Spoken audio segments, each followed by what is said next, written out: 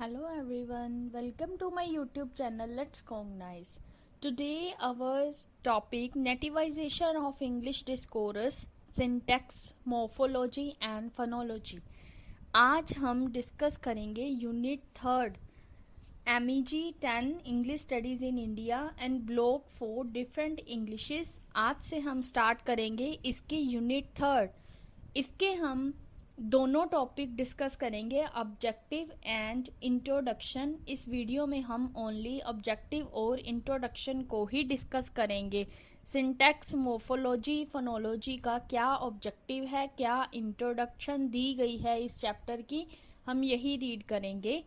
First of all एक important thing मैं आपको बता दूंगी कि एग्ज़ाम में आने वाला जो इसका इम्पोर्टेंट क्वेश्चन है वो ये क्वेश्चन है, multilingual nature of Indian society. मतलब मल्टीलिंगुअल नेचर क्या है इंडियन सोसाइटी का. English has a secure future in country. क्या इंग्लिश का सिक्योर फ्यूचर है कंट्री में. नाउ हम स्टार्ट करते हैं इसका objective. Now let's start. What constitutes Indian English. Indian English का गठन क्या है. Is it a mere conglomeration of certain grammatical, semantic, lexical and morphological features that govern its use, or a channel that is it a mere conglomeration of certain grammatical, semantic, lexical and morphological features. इसमें उन्होंने क्या कहा है कि कुछ certain मतलब grammatical, व्याकरणीय, semantic, lexical and morphological feature है जो कंट्रोल किए जाते हैं. ये एक तरह का चैनल भी हो सकता है, और a channel that opens out to a wider world. जो क्या है, एक वाइडर वर्ल्ड के लिए एक चैनल की तरह खुल रहा है. A word that entices the learner and the user with promises of greater prestige and power. क्या है ये अपनी ग्रेटर प्रेस्टाइज और पावर के प्रॉमिस से क्या है, लर्नर और यूजर को लुभा रहा है. इसका मेन ऑब्जेक्टिव यहाँ पर क्वेश्चन अराइज हो रहे हैं. फर्स्ट क्वेश्चन है, what constitutes Indian English. Indian English का गठन क्या है. और सेकंड में उन्होंने बोला है कि सिमेंटिक, लेक्सिकल, मोर्फोलॉजिकल फीचर को ये क्या है, यूज करने के लिए नियंत्रित करता है, गवर्न करता है, कंट्रोल करता है. और ये एक तरह का चैनल है जो वाइडर वर्ल्ड के लिए ओपन हो रहा है. क्या यह लर्नर और यूजर को अपनी ग्रेटर प्रेस्टाइज और पावर के प्रॉमिस से लुभा रहा है. Next, English in India is used as a medium of communication by more than 80 million people, an estimate which far surpasses the speaker of English even in Great Britain.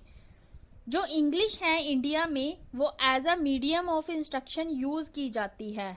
कितने लोगों की estimation बताई है, 80 million लोगों से भी ज़्यादा लोग इसे एज अ कम्युनिकेशन यूज करते हैं. और एस्टिमेशन क्या बताया गया है कि ये जो ग्रेट ब्रिटेन में इंग्लिश बोलते हैं स्पीकर्स है जो ग्रेट ब्रिटेन से उससे कई ज़्यादा आगे निकल चुके हैं. मतलब बहुत ज़्यादा स्पीकर हैं ग्रेट ब्रिटेन से भी.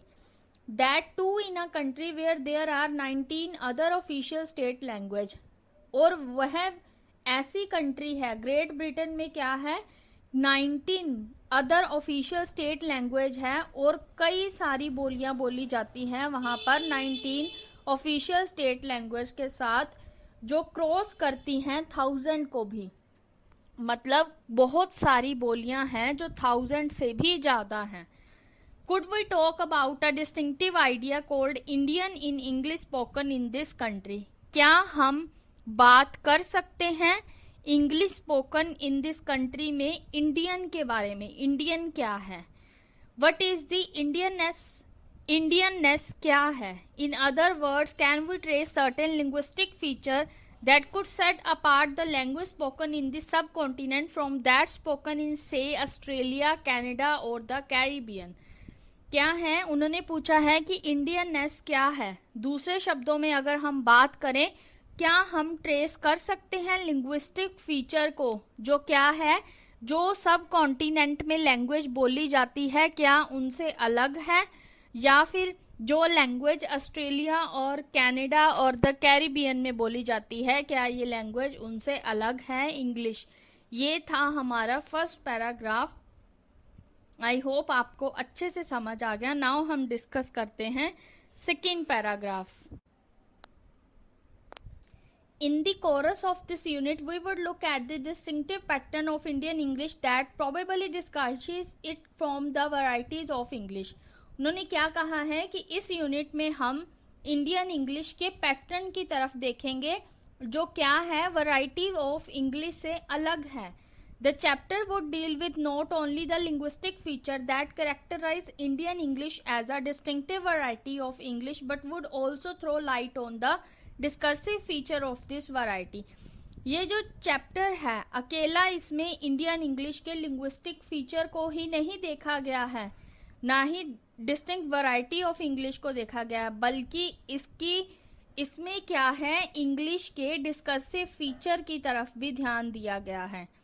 But before we embark on that journey, इस जर्नी पर जाने से पहले it would be best to remember three feature of Indian English that puts the entire study of Indian English in perspective. हमें क्या याद रखने होंगे जो इंडियन इंग्लिश के थ्री मोस्ट इम्पॉर्टेंट फीचर है, मतलब जिनके लिए इंग्लिश मोस्टली यूज की जा रही है, उन फीचर्स के बारे में रीड करेंगे।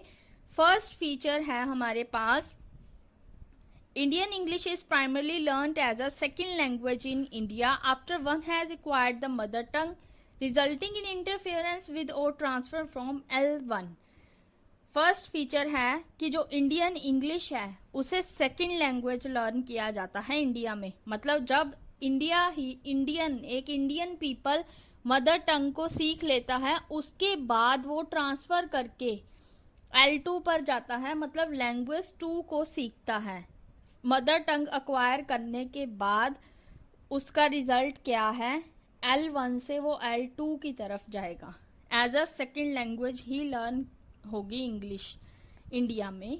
Secondly, Indian English is primarily used in a different social linguistic context that the use to which English is put in India demands an understanding of the social and culture factor that govern such use.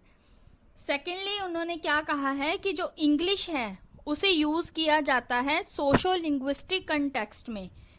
अगर हम India में English को use करते हैं socio linguistic context में, तो इस language के लिए हमें जो सोशल फैक्टर हैं या कल्चर फैक्टर है उनकी भी डिमांड करनी होगी लर्न करने के लिए।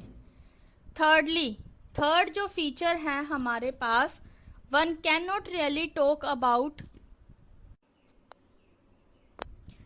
about monolithic Indian English since the practice of English entail a number of variation depending on region, ethnicity and proficiency.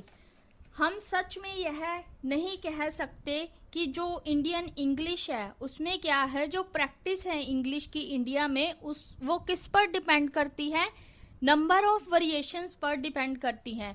क्योंकि मदर टंग मतलब जहाँ पे भी इंग्लिश बोली जाती है वो बंदा कहीं से भी बिलोंग कर सकता है, कोई भी इंग्लिश हो सकती है वो वाली, तो वो कुछ वेरिएशंस पर डिपेंड करती है, जैसे रीजन, एथनिसिटी एंड प्रोफिशिएंसी।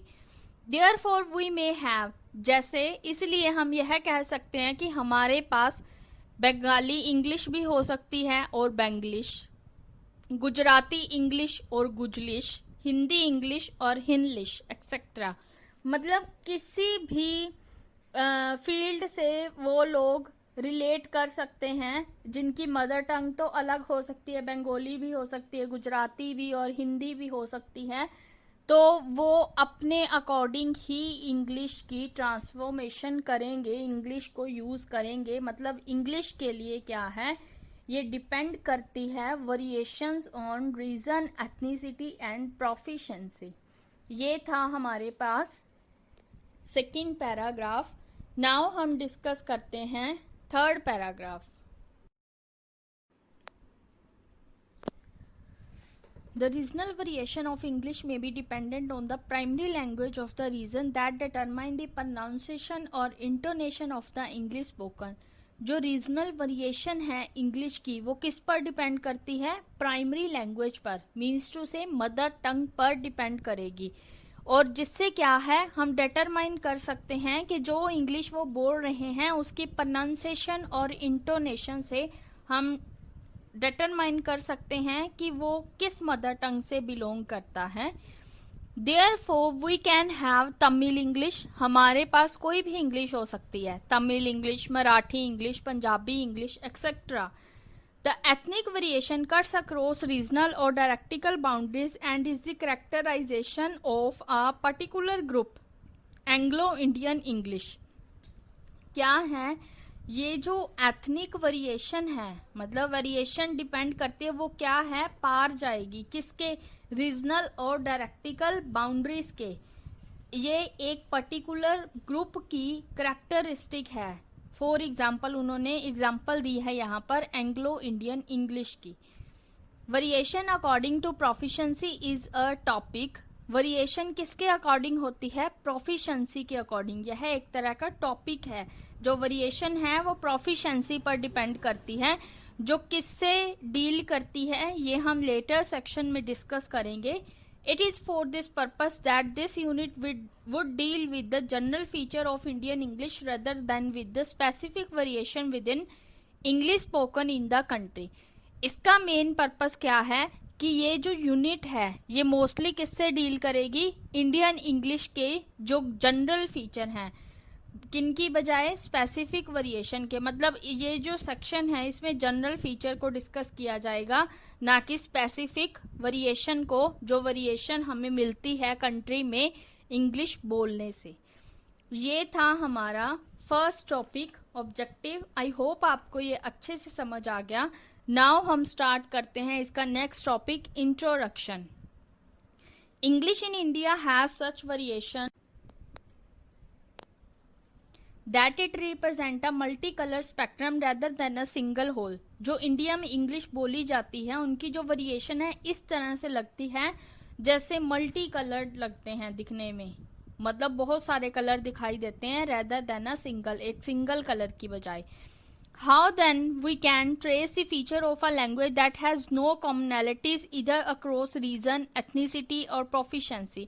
यहाँ पर क्वेश्चन राइज हो रहा है कि किस तरह से हम लैंग्वेज के फीचर को ट्रेस करेंगे। ना तो जो फीचर हैं उनमें कोई कॉमनैलिटी नहीं है रीजन के लिए, एथनिसिटी के लिए और प्रोफिशिएंसी के लिए। एथनिसिटी होती है जातीयता और प्रोफिशिएंसी होती है प्रवीणता। टू कंपाउंड द प्रॉब्लम, इस प्रॉब्लम को सॉल्व करने के लिए Indians learn English rather than acquire it. Indian people है जो इसे एक्वायर करने की बजाय सिर्फ लर्न करते हैं, मतलब इसे हासिल करने की बजाय सिर्फ वो सीखते हैं। This is an important distinction. हम इसमें इजीली डिफरेंस देख सकते हैं कि एक्वायरिंग और लर्निंग में क्या डिफरेंस है। जो लर्निंग है वो एक तरह की क्या होती है? फॉर्मलाइजेशन होती है। यहाँ पर राइट किया हुआ है learning indicate a certain kind of formalisation, while acquisition would point to a natural appropriation of a language। जबकि acquisition क्या है? natural appropriation है लैंग्वेज की। जो लर्निंग है वो फॉर्मलाइजेशन है, जो acquisition है वो natural appropriation है लैंग्वेज की। मोस्ट ऑफ अस, हमारे में से बहुत ज़्यादा क्या है, इंग्लिश को लर्न करते हैं as a second language after acquiring our mother tongue. हम मदर टंग सीखने के बाद ही इंग्लिश लैंग्वेज को एज अ सेकेंड लैंग्वेज सीखते हैं। मोर एवर, इसके अलावा क्या है, Indian English speaker constitute only 3.5% of the population.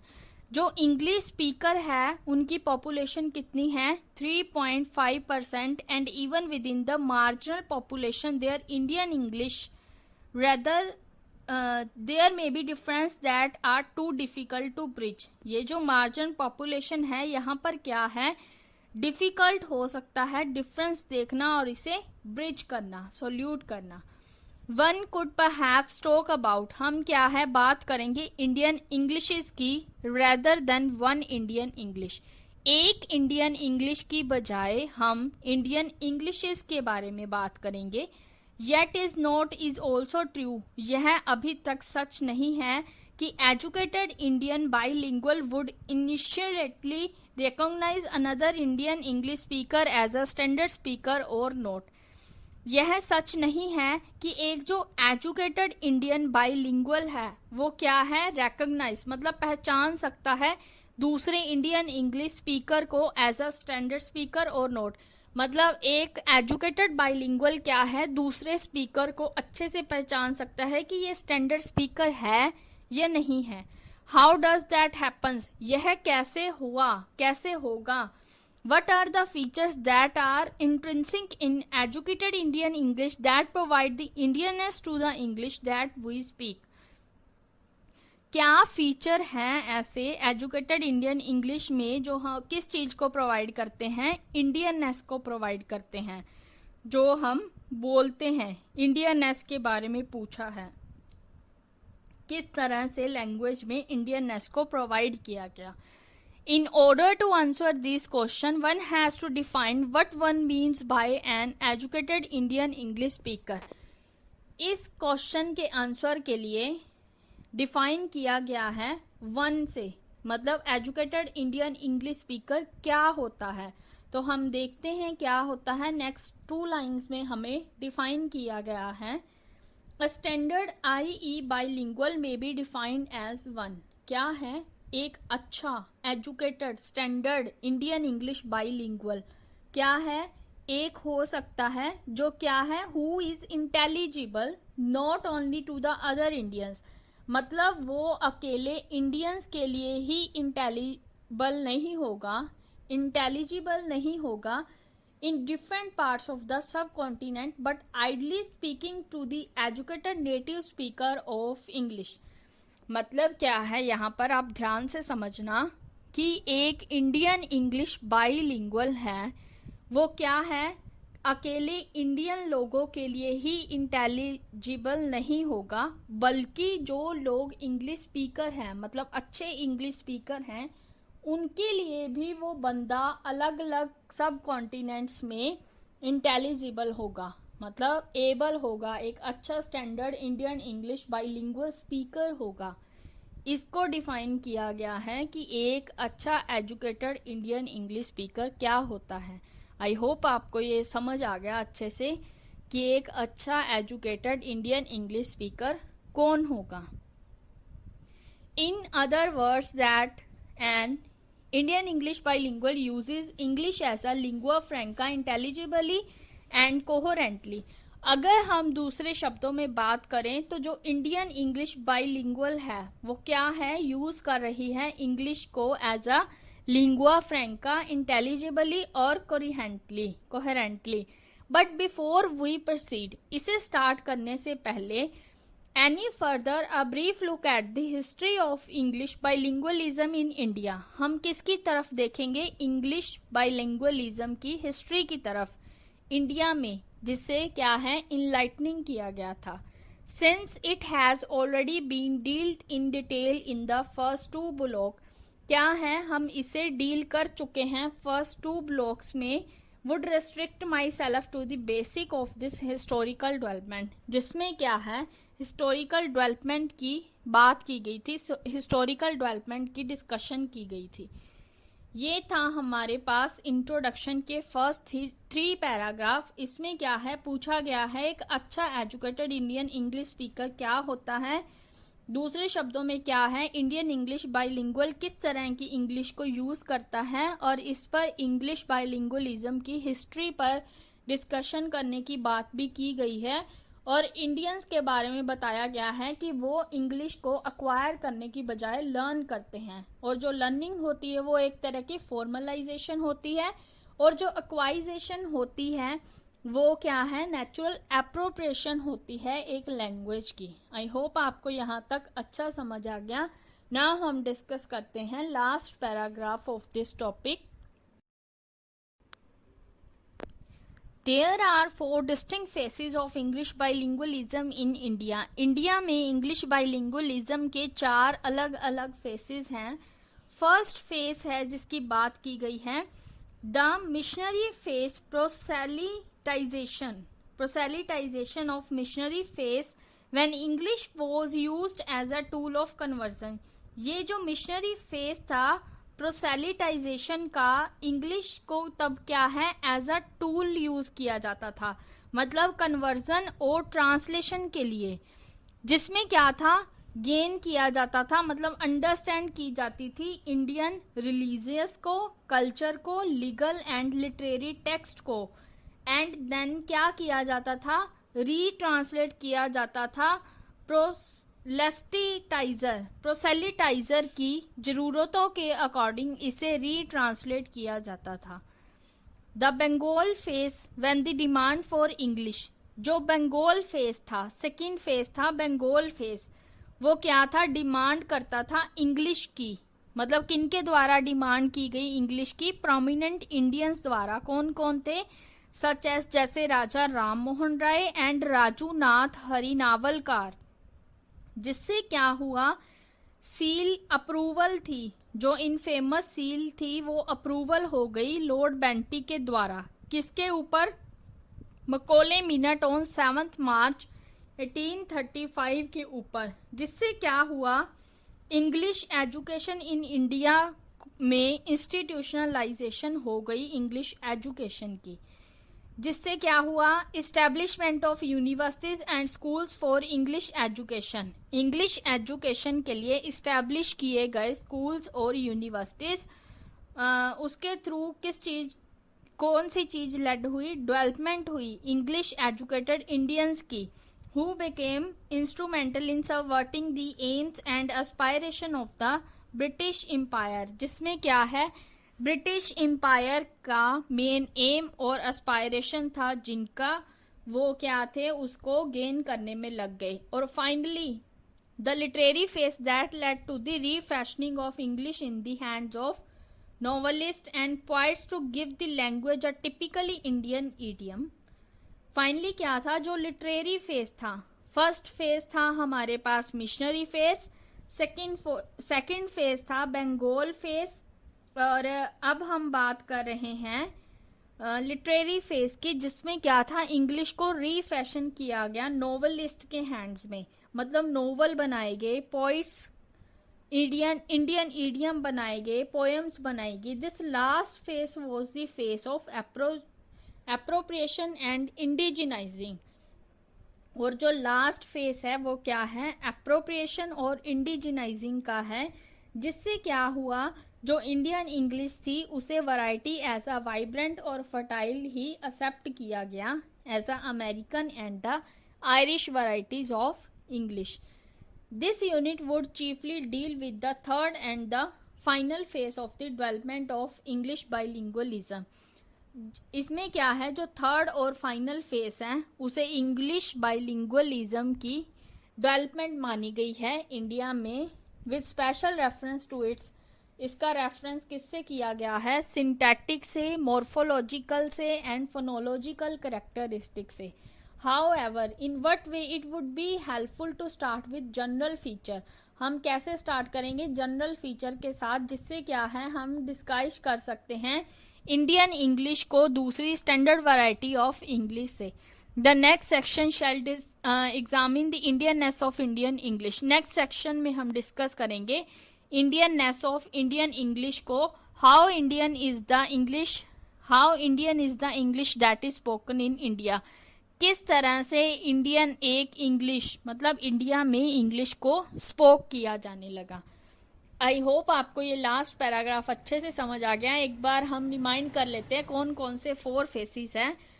First face है हमारे पास मिशनरी फेस, प्रोसेलिटाइजेशन फेस है मिशनरी फेस, जिसमें क्या है, इंग्लिश को एज अ टूल लिया गया था। और जो सेकंड फेस है वो बंगाल फेस है। बंगाल फेस में क्या है, डिमांड की गई थी इंग्लिश प्रोमिनेंट इंडियंस द्वारा, जैसे राजा राम मोहन राय और राजूनाथ हरिनावलकर द्वारा डिमांड्स की गई थी इंग्लिश की।